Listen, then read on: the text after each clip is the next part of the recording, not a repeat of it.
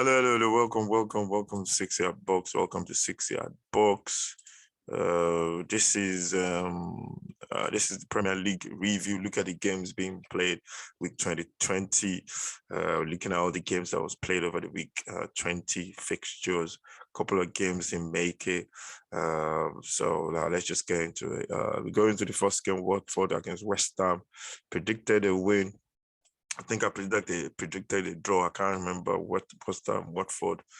West Ham was going into this game with a lot of a couple of injuries, not in good form. They lost their last two or three, and they went into this one really not in form. And that's football for you. So surprising. They actually played really well. They considered a goal through Dennis, the menace, Manuel Dennis, after a couple of minutes. And excuse me, the whole game changed after that, and West Ham just blew them apart. Goals from what's his name? Goals from Benrahma. I think Benrahma scored two. Penalty from their captain, their ex-captain. I can't remember his name now. And from Noble grabbed the penalty as well. Nikolai Vlasic scored two as well. And West Ham just blew them apart with that victory. They had 57% of the possession, dominated the possession in terms of play. Shots on target, they had 13. Watford had 14. Watford, I was expecting a lot more from Watford in that game, because it was too easy for West Ham. West Ham ran out easy winners on that one. Then there was Leicester, City, Liverpool, which was played yesterday. That was ended in a very surprising result. Leicester just came just about winning by a goal to near Liverpool are poor. That's the poorest I've seen Liverpool this season, to be honest. They were poor.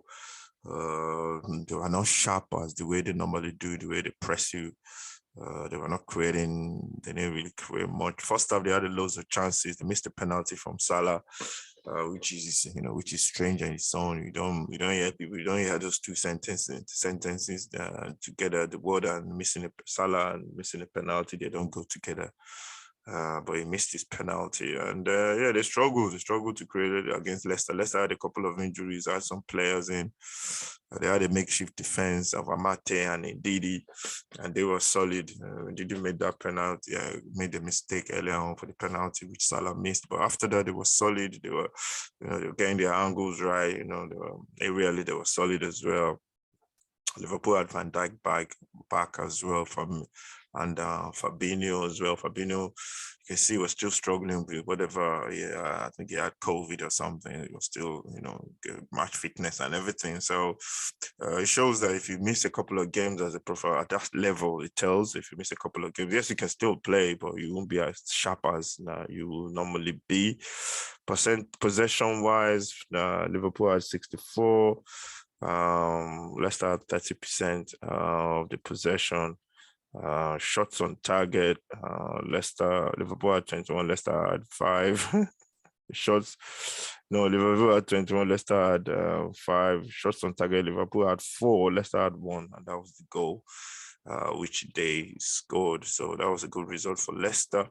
Liverpool drop points, which is very early. You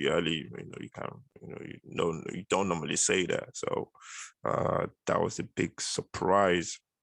Then we go on to Crystal Palace, Norwich City. That was one-sided as well. A good convincing win from Crystal Palace. I had this one as a banker. I knew Crystal Palace were going to win. Norwich City going through a bad spell. I think they're going down the way it looks, definitely. And Leicester, Crystal Palace had Norwich. Had Norwich in a spell, to be honest, and they scored goals from Edouard, and they had Jean-Philippe Matete with the second one. Edouard scored the first goal from a pen, and then Jeffrey Schlupp with a smash. He smashed it in from a acute angle to make it 3-0. It was convincing. I think Norwich had a couple of chances towards the end of the game to pull something back, but they just couldn't. Shots on target, 5 to Crystal Palace, 3 to Norwich. Possession-wise, Norwich had 49%, 51%. There's not much in it, possession-wise, and yeah. So that was it really. That was the way the game ended. I think Norwich didn't deserve anything in that game.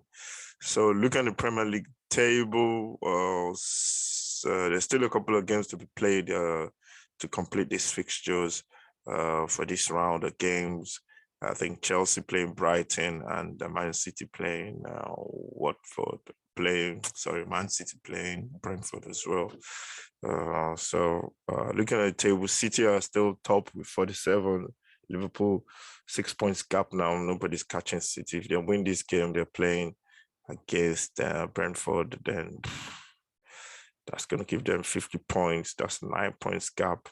That's it. It's done. I think the Premier League title is done, to be honest. Liverpool are second, 41. Chelsea 41, and Chelsea can go over Liverpool if they beat Brighton in the kickoff in the game that they're playing in. And Arsenal 36 points. They're chasing Chelsea. They're like 5 points away from Chelsea.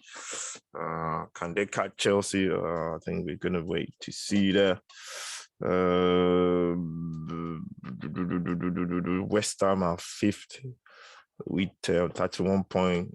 There's a gap of 4 points between them and Arsenal. And Tottenham sixth. They're 1 point behind West Ham, and they're 5 points behind Arsenal. They've got 3 games in hand. They've got to win those games. Tottenham, those 3 games in hand. They've got to win all those 3 games, at least 2 of it. They close the gap on Arsenal. If they win the next 2, they're gonna have 36 points. If they win the next 3, they're gonna have 39 points. So they need to win those 3 games in hand. Manchester United as well. They've got 3 games in hand as well, so they could still push up the table. And Crystal Palace, Wolves, Leicester City, Crystal Palace, 8, 9, and 10.